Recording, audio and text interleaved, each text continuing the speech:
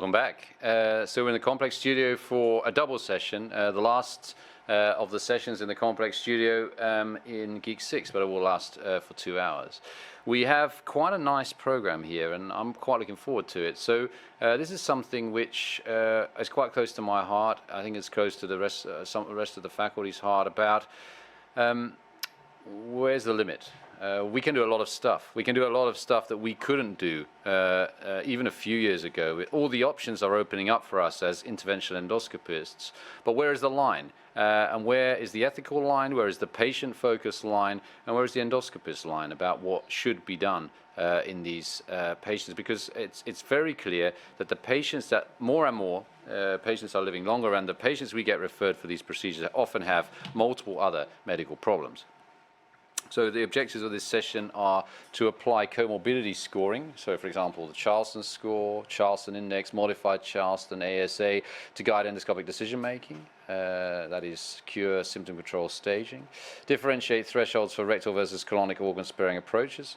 Recognize when piecemeal EMR, including underwater EMR, is acceptable in comorbid patients versus a potentially more invasive approach, and document completeness with an edge-based margin check and MDT-proof report. And all of that may be kind of right now quite cryptic, but hopefully during this session we can bring out what some of that means.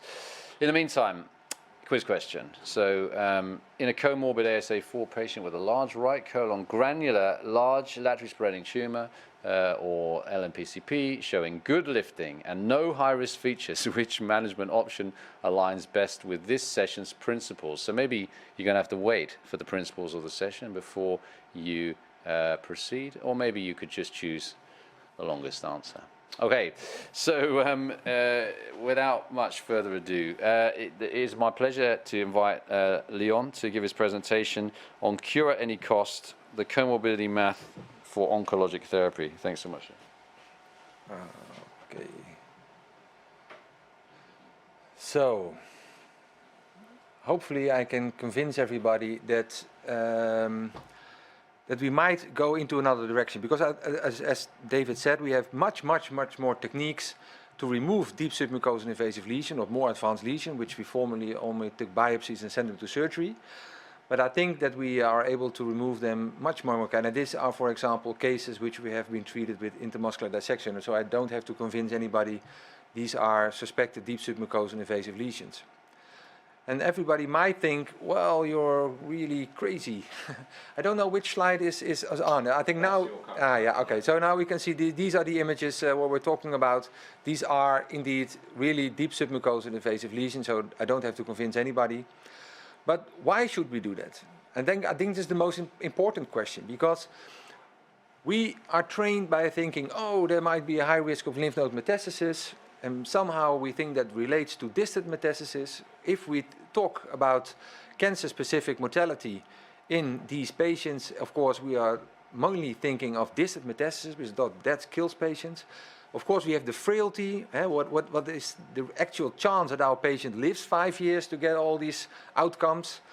And of course, we are looking at the risks and we evaluate them, but how is the patient's attitude to those risks? And there are many studies that patients take much more risks, are willing to take much more risks to preserve function, as compared to doctors, which are saying, okay, if there's a chance of 1% risk of distant metastasis, let's do this in more invasive treatment. So the thing is, and this is, I think, one of the most important slides, that we are spoon-fed with the idea that if you have a lymph node metastasis, that will end up in distant metastasis. So we think we have to do an oncological resection, because we have to remove the risk of intramural residual cancer or lymph node metastasis. Otherwise, you're going to increase risk of distant metastasis. But that might not be true. For example, this is a meta-analysis of all kind of cohorts, and what you can see, and this is especially at the distant recurrences, and these are from the rectum, and there are 3 different strategies. So NOT is referring to doing nothing, just surveillance.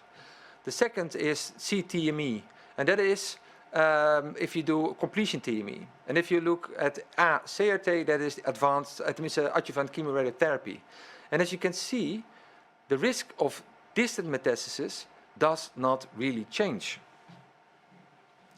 We did that in our cohort of about 4,000 T1 colorectal cancers. And what we first see, and that you can see on the left, with the increasing number of risk factors, the risk of distant metastasis increases. So it goes from 0 to a low risk case to 1% when there's only deep submucosal invasion, up to 4% when there's one risk factor, and up to 9% when there are multiple risk factors.